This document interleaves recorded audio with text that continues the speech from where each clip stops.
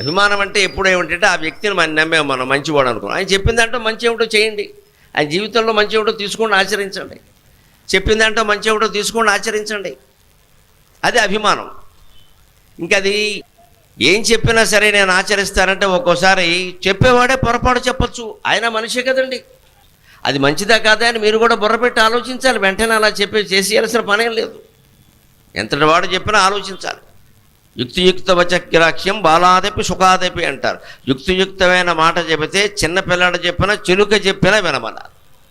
అన్యత్ తృణవివత్యాద్యం అప్యుక్తం పద్మజన్మన, బ్రహ్మదేవుడు చెప్పినా సరే అది తర్కానికి లొంగడం లేదు, యుక్తియుక్తంగా లేదు, మనుషుల్ని అవమానించే విధంగా ఉండి జాతుల్ని కులాలని మతాలని అన్నిటినీ వేరు చేసి మానవుల్ని ఇబ్బంది పెట్టే విధంగా ఉంది అంటే ఆ మాట వశిష్ఠుడు చెప్పినా చేయక్కర్లేదు. మనం ఇప్పుడు ఏది మంచి మాటో ఏది చెడ్డ మాటో తెలుసుకునే శక్తి మనకుంది.